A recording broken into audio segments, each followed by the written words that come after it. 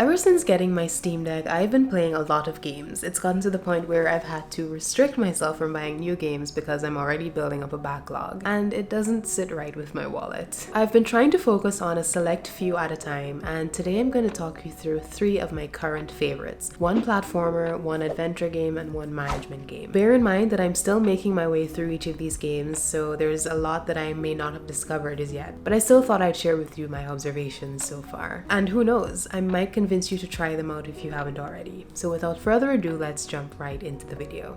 The first game we're going to be talking about is Celeste. Now, I love a good platformer, and I find that those are the kinds of games that I usually pick up when I have a few moments to spare because they don't necessarily require a lot of commitment. Lately, Celeste has been the game that I've been picking up and playing in short bursts. I actually discovered this game through one of my favorite gaming YouTubers, Russ from Retro Game Gore. He often uses it in the testing segment of his videos, and I thought, hey, this looks like something that I could get into. So when I saw that it was on sale on the Steam store recently, I decided to pick it up. In this game, you play as Madeline, who is on a mission to climb to the top of Celeste Mountain. Along the way, she meets and interacts with different characters who play a part in her story, and you soon realize that this is both a literal and figurative climb, as she also discovers more about herself. While the controls seem simple enough, you can run, jump, dash, and climb, I will say that this is a challenging platformer, or maybe I'm just not that good at it. Either way, it can be quite frustrating at times, and I've gotten stuck at a few screens before finally figuring out the perfect timing needed to get past an obstacle. And that's because your input in this game does require a certain level of precision, but I think that's also a part of the game's beauty. Another thing I love about Celeste is that when you die, you simply respawn and you get right back to climbing. There's no taunting music or game over screen. I mean, yes, you do have to go back to the beginning of the level, and that can be annoying sometimes, especially if it was a particularly challenging level. And yes, you might get embarrassed every time you see your death count, but it's just a reminder that you kept going and you persevered, and it's just so much sweeter when you finally pass that level. I was actually watching a really thorough video about Celeste's game design and the allure that it creates and why it feels so good to play. So if you're into game design or you just want to know why this game is so addicting to play, I'd highly recommend you check out that video. I'm gonna leave the link in the description. Celeste's soundtrack is a key component of the game as well. It helps set the scene for each level and perfectly matches the energy of what's happening at the moment, whether you're trying to outrun a boss or making your way through a haunted hotel.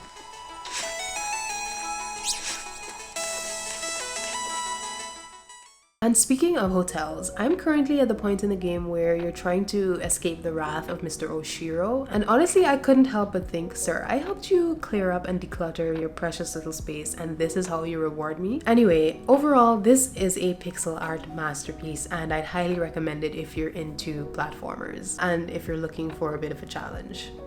The next game is Brothers: A Tale of Two Sons. In this adventure-based game, you play as 2 brothers, Naya, the elder brother, and Nai. Their father is very ill, so they go on a quest to find a cure for his illness. And so you can see that there's a very heartfelt narrative that drives this game. You control each brother using a thumbstick and corresponding triggers. For Naya, it's the left thumbstick and trigger, and for Nai, it's the right. This is the first game I've played where you control 2 characters simultaneously, and that adds a whole new element to the gameplay. It took me some getting used to at first, and even then I still find my wires getting crossed sometimes and forgetting which set of controls controls which brother. But that just means that I have to be extra focused when I'm playing. Really showing my gamer IQ here.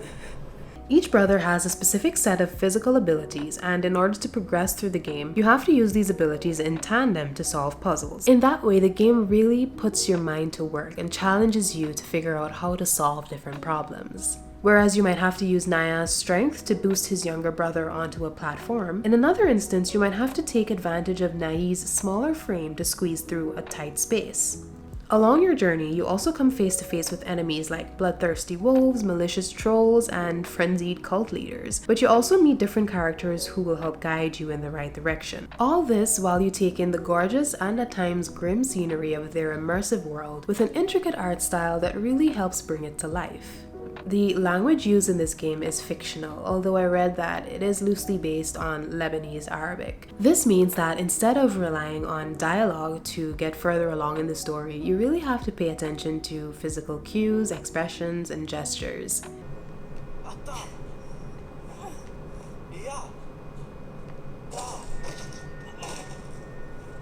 She's strong. This game is unlike any that I've ever played, and the unique story is what I think brings it all together.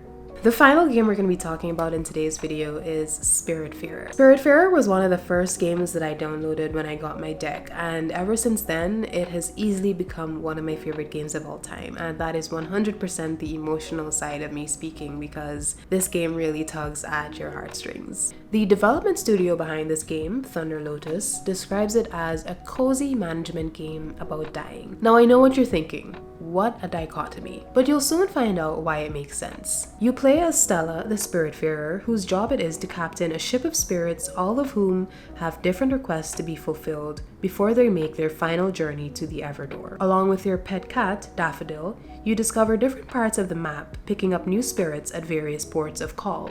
Each spirit is unique and has a story to tell, and it's your responsibility not just to host them on the ship, but to make sure that they're comfortable and that they're happy during their time with you. You have to know what kind of food they like, what puts them in a good or bad mood, and with time, they reveal their story to you, and that adds a level of humanity to the game. What's more is that these spirits also contribute something or the other to the daily operations of your ship. Whether that's helping you cook meals, serenade your plants so that they can grow faster, or to gather resources like wood. Apart from interacting with the spirits, you do have a ship to maintain, so that's really where the management part of this game comes in. Stella possesses a key tool called the Everlight, which can magically transform into a number of different items based on the task that it's needed for, from a fishing rod to oven mitts to a scythe for harvesting crops. So you're able to go fishing, cook meals, grow plants in your garden or orchard, and build additions to your ship to help you refine raw materials, like a loom to turn thread into cloth or a sawmill to fashion logs into planks. There are also a few mini games, or events as they're known in the game, that can help you to gain more resources. As an example, you can use your platforming skills in a thunderstorm to collect glims, which are then used as currency to buy more raw materials at shops across different locations on the map.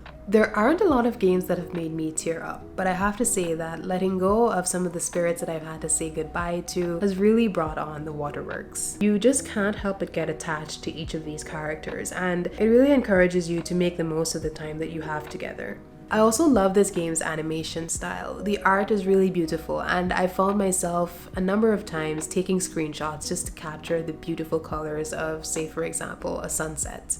Additionally, the music is easily one of my favorite parts of this game. Whether you're sitting with Daffodil watching a comet shower at night or discovering a new part of the map, the orchestral melodies are a neat bow on top of a beautifully packaged, bittersweet game that will leave you reflecting on how important it is to spend time with loved ones and reflect on the lessons they've taught us.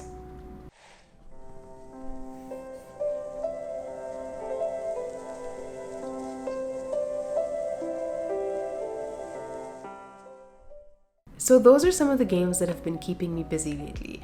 If you enjoyed this video, remember to leave a like, subscribe, comment, and let me know if you've played any of these games and what your experience was. Did you enjoy them? Did you not like them? And do you have any other game recommendations for me? As always, I'd love to hear from you down in the comment section. I'd also recommend, if you haven't already, that you check out the video that I did on my experience with the Steam Deck. And in that video, I preview a lot of the other games that I've been testing out on the device so far. I will have that video linked on the screen as well as down in the description. Take good care, and I'll see you in the next video.